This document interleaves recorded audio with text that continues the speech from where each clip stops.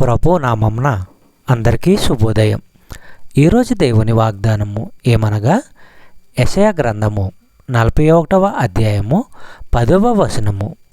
నీవు నా దాసుడవనియు నేను నిన్ను ఉపేక్షింపగా ఏర్పరచుకొంటిననియు నేను నీతో చెప్పియున్నాను. నీకు తోడై ఉన్నాను, భయపడకము, నేను నీ దేవుడనై ఉన్నాను, దిగులు పడకము. నేను నిన్ను బలపరుతును, నీకు సహాయం చేయువాడను నేనే. నీతి అను నా దక్షిణ హస్తముతో నిన్ను ఆదుకొందును.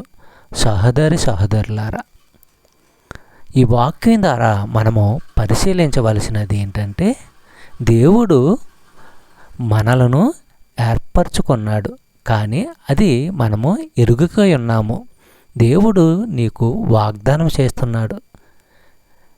దేవుని పట్ల నీవు నమ్మకము విశ్వాసము కలిగి ఉన్నట్లయితే దేవుడు నీకు తోడై ఉంటానని వాగ్దానం చేస్తున్నాడు. దేవుడు నీకు తోడుగా ఉన్నంత కాలము నీవు ఎవరికీ భయపడనక్కర్లేదు, హడలిపోనక్కర్లేదు.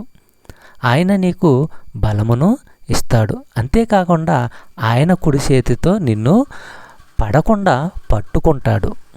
యెషయా గ్రంథము 43వ అధ్యాయము 2వ వచనము మనము పరిశీలించినట్లయితే, నీవు నీళ్లలో పడి దాటేటప్పుడు నేను నీతో ఉంటాను, నదులలో పడి వెళ్ళేటప్పుడు అవి నీ మీద పొర్లి పారిపోవు, నీవు అగ్నిలో పడి నడిచి వెళ్ళేటప్పుడు కాలిపోవు, మంటలు నిన్ను కాల్చవు.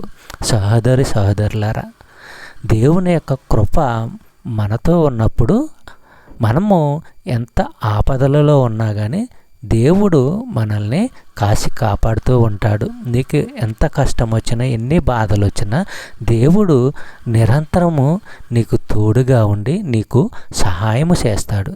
చెప్పబడిన వాగ్దానము దేవుడు దీవించి ఆశీర్వదించును గాక. ఆమేన్.